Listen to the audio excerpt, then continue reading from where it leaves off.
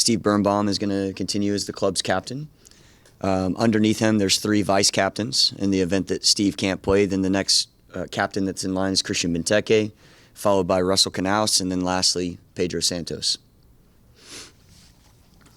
And what Birnbaum's experience, not only in the league, but with this group, I imagine played a big factor. Yeah, my interaction with Steve has been a little bit limited in preseason because he sustained a bit of a setback with an injury, so we haven't had the daily interaction on the field. But every interaction I have had with Steve, what this club means to him, what he's put into the club over the last 10, 11 seasons, and where he wants this club to go still as the captain of the team in a really positive direction for 2024 is exactly the type of mentality that I want as a leader in our club. And I would say the same thing about the vice captains as well, but Steve has a few more years of experience than these guys do here at DC United. Go ahead. Troy, thanks for talking. What is your so far thoughts of your starting 11 coming into Saturday, and what still needs to be hammered out in the next couple of practices before Saturday for you to figure out who you're starting 11? Yeah, I feel good about the group that we've identified that are going to potentially be in the starting 11, but then who are also knocking on the door to get in the starting 11. So there's probably a collection of 15, 16 guys that I think are really competing for those first 11 spots right now as it stands. And I'm hoping that list continues to grow because that means that it's more competitive every single day in our environment. And the things that we've worked on throughout preseason, I feel great about the progress that we've made. I would say that we are still in that building process, and it's going to take a little bit of time to get things in the place that we want them to be in.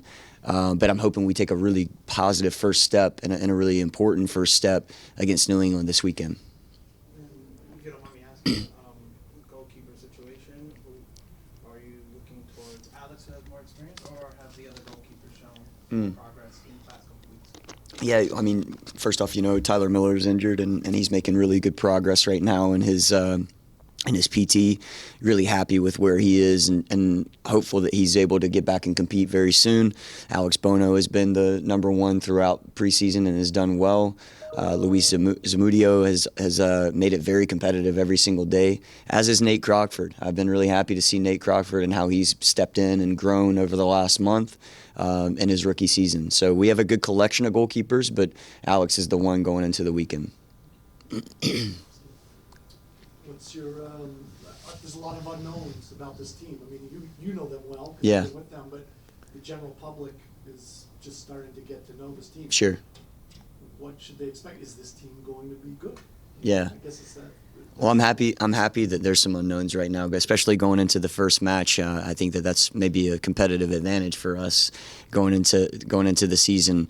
The questions that we want to answer moving forward in terms of the unknowns are a lot of the things that I communicated early on, which is are we displaying the identity that we are determined to create in 2024? And I think that the answer to that in the short term is we're absolutely making the right progress in that direction towards this idea of values that I continue to describe that are very important for us as the starting point of the check-in. Are we measuring up to what we say it is to be united every single day? So I think that what I've seen is a group that's very committed to trying to uphold those values every day. And then when we now move to the next stage of style of play, and how we've started to implement a number of things, particularly against the ball and in an attacking transition, the level of commitment, again, to these types of ideas have been extremely high. And the application has been not always perfect, but the intention behind it is exactly what I'd like it to be. And it's not going to be perfect on Saturday. There's going to be moments where we don't get everything exactly right. But what I've loved to see from this group, and again, a short amount of time, is how they respond when things aren't exactly right. It's a really, really resilient group, a really, really positive group in terms of how they are able to bounce back and reset themselves. And that's what it's going to take on Saturday to have that type of mentality in order to get a result. So it's a long season.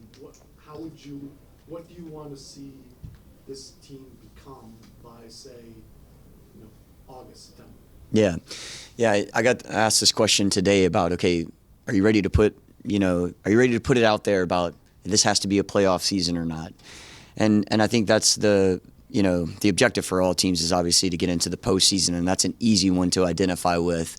But that result, Steve, to me is going to be the byproduct of when our supporters and when anyone that's around our club are watching us play, they can now clearly see an identity in place. And if we see that identity in place, which you speak about the unknown, that will become more and more known as we are, in these matches. If we can see that on a weekly basis, and really it's a daily basis here for us, then that will probably be the catalyst towards us making the postseason. The results will follow that. So that's my hope, is that everyone can walk away and see DC United is all moving in the same direction with a clear identity in place. Go ahead, Jake, first. Yeah, Coach. Yep. Zach Prince going to have to lead the team on Saturday. What has he shown kind of as the build-up preparation-wise? How comfortable do you feel that he can obviously step in and lead this team to hopefully a win on the season opener? Yeah, so his whether this is a good thing or a bad thing, his history with me has been one that he's had a few matches under his belt to lead a team that I've worked with him in past clubs with. So in New Mexico United, my daughter was born, and he had to serve for 2 matches, and he got a couple good results. And last year, there was yellow card accumulation that I had. I think it was 3 yellows, and you have to sit a match, and that happened last year. And against New York City, at New York City, we had a draw. So he's more than capable. He's done it before, and really, it's never about me. I think I'm in a leadership position that's important, but especially on match day, it's about our preparation that leads into that 90 minutes. And of course, there's some decisions that will be made in that time period, but many of them have already been decided prior to the match kicking off, and then it's up to the players to go and execute. But Zach will be ready for those moments when they come to make the right decisions. There's no doubt about it. You kind of mentioned the veteran leadership of Steven, picking him as your captain. With a lot of new faces, obviously, kind of melded into some of the guys that have been around. Is it good to have a guy like that can kind of bring everyone kind of pace of how things are around here? Yeah, the continuity is extremely important, and Steve brings that in a lot of different ways beyond just his 11 years with the club. I think his mentality every single day to get better as a pro is really special. And then when you go underneath him, and again, within that leadership group of Christian Benteke, Russell Canales, and Pedro Santos, these are all guys that are still trying to get better at the stages in their career where it could be easy just to be in a little bit of a cruise control, and they're not. They're pushing it every day, and when you have that type of mentality from the top down, it makes my job easier. What Bony has been able to do for Goalkeeper, was there something that you saw at practice that kind of stuck out that made him the guy that you're going to kind of go with while Tyler's recovering? Yeah, he stepped into that role a bit at the end of last year, so I think when we say that word continuity, there's some of that in place. I think he earned that at the end of last year to say, okay, I can handle this, I can get some results for the club. And in his past, he's also had some very good seasons. And, he's been someone that has lifted a trophy before, and he has the appetite to go and earn this number 1 position, and he has an opportunity to do that right now. And then New England on Saturday, I know it's the first game of the year, or match of the year, just what have you seen from them maybe on tape during their preseason that sticks out, and how tough is this one going to be? Yeah, so we haven't seen a ton on them. Obviously, it's difficult in preseason to get a lot of information, but we saw last night a little bit in their match versus Independiente in the CONCACAF Champions League. Excuse me. And what I see from them is they have a talented roster with a lot of veteran experience, and they're a group that have been together for a little while and gotten results together for the most part. And now they're led by someone who I have a lot of respect for in this game, He's done a very good job at many clubs, Caleb Porter, that is, and he has a really distinct style of play at every club that he's been with. So I would expect that type of influence with a really good group to be an opponent that's going to be difficult on the weekend. But we're also in a mode of a new coach coming in and trying to put his stamp on things, and myself. So it'll be a good matchup. I think it'll be a good matchup on the weekend. Ronnie hasn't had a lot of time. Obviously, he came in late. How has he adapted to the system, the new players, and prepared himself on short notice for an opening? Yeah, I think his preparation, actually, like from a physical standpoint, is maybe even better than a lot of our guys that have been with us since the beginning, because he's been with Brazil now for so long. So that's good to see that from a physical standpoint. From an onboarding of the tactics and everything that we've been trying to do within the club, I think that what I've seen is someone who's onboarded that information very quickly and pretty seamlessly, smart player. And I really like his personality. He's got it's a quiet personality in some regard, but he also can really have a positive influence on the group and the way that we go about things, especially in the attack, clearly. So I'm excited to see him get more time with our team and continue to make an impact in our team, because I think he has that ability. There's no doubt about it. Last one from Mario here, and Dennis. With full preseason under your belt, what are some of the things that you have seen that the team has done really well, and what are things that you're looking to improve as the season progresses? Yeah, what I would say is back to the idea of the level of commitment to try to take on the information that we're providing about the direction we want to go as a club has been one that I'm very happy with. I don't feel any resistance in that regard. I feel actually more of a level of support from the group that says this is exactly what we need right now in our club's history. And then on the field, I would say I really like the application of how we've been able to go and commit ourselves to the defensive side of the game. I think that the way that we go and play is with a lot of aggression and with a lot of proactive mindset. And so when that has those types of attributes to it, sometimes you're still in a little bit of a rush to make plays. And I think with the ball, we have a lot of room to grow, and we need to have a little bit more calm in our game at the right times. But again, that will come. I think that'll come with time. Troy, you mentioned last night you watched New England, the CONCACAF Champions League. What insights were you able to gather about New England, and what is your game plan to control players such as Carlos Hill and Tomas Chancalay? Yeah, I think they have individual quality, like these two players that you mentioned. There's no doubt about that. And so a big part of what we're going to try to do is be a collective unit all over the field. And that doesn't apply itself just to New England. That applies itself to any opponent. And so while we have some information on New England last night, and that's a good thing for us to be able to set up some different things tactically, I think what's more important is we know that how we want to go about the match, regardless of the opponent, regardless of the talent that they have, and hopefully we can execute in a lot of the areas that we've been working on. And it's going to be more about us than it's going to be about them. And I think that'll be the case for the entire year, but especially in the beginning of the year. Brian, do we have me on Zoom? Yes. Hey, Troy. Yes. We'll start with Jason Anderson. Okay. Hi, Troy. Thanks for speaking with us. I think we got going on the Zoom a little after you began, so forgive me if this has been asked.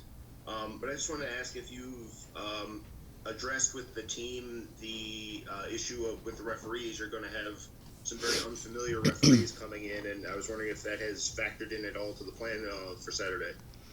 Yeah, we've let them know what the circumstances are, and that's I think that's our job, to communicate to them exactly what the situation is. And I think no matter what the situation is in terms of who the referees are, that's going to be something that we know is no matter who is refereeing the game, it's not in our control, right? So we're not going to put a lot of focus on that.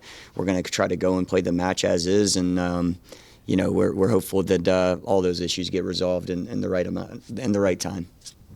Appreciate it. Thank you. Next, we'll go to Ted Myers.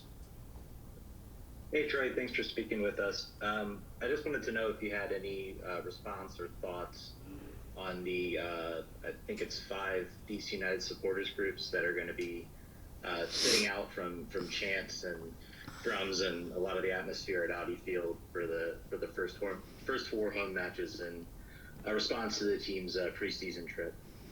Yeah, thank you for that. What I'd like to say on that topic is, one, I have a lot of respect and admiration for our supporters. So with that, obviously, last week, Ali and I had about a 2-hour meeting with some of our leaders of our supporters groups, and what we're trying to build right now is trust with them. I think we're trying to earn that trust as a new leadership group in the club, trying to take the club in a new direction, and that's going to take time. And that relationship is a reciprocal one. We have we're going to try to provide for them. They're going to try to provide for us, and we're going to work together. And ultimately, the decision that they made, we have respect for that, and we want to make sure that we try to have the right action behind improving any situations that we have control over. I think Ali and I made it known that the decisions for the preseason were not in our control. We came into the situation, and we were onboarded and we went to Saudi Arabia, and wherever we were going to have preseason, we were going to try to maximize the time together. So that was our full focus for that, no matter where in the world we were going to be. But I'm hoping that we can continue to grow and collaborate with our supporters and once again establish a really good relationship for 2024. That's our goal. Thank you. Next, we'll go to Ryan Keeper. Hi, Troy. Like Jason, we kind of got a little bit late, so apologies if this ground was covered. I had a couple of questions.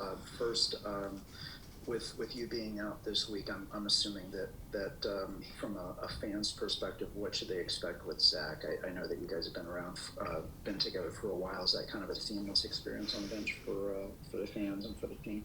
Yeah, absolutely. I answered that, Ryan. I know you said you might have joined us a little bit late, but just to reiterate, he's someone I've worked with before. There's been a couple circumstances in our time together where he had to lead the team on the touchline, and seamless is the exact word that I used. It's going to be seamless. It's never about me as the manager on a match day, and it's not going to be about Zach, that's for sure. But Zach is more than capable of making the right decisions that need to be made. And, that's an opportunity for him on the weekend. Great.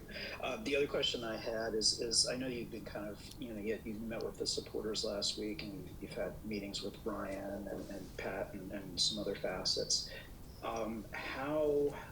What would you say is your kind of level of familiarity with the organization and how things are being done at the moment?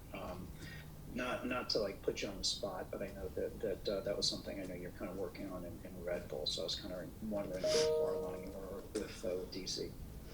Yeah, look, I'm about a month on the job, roughly. Maybe you can extend that to 6 total weeks, and so I'm learning every day more and more about where we need to improve, where we need to continue to invest a lot of time and energy into different challenges that we may have, where we are making a lot of strides and where we have a lot of positivity that we need to amplify and try to bring different people in this organization, which is something that I've talked about before.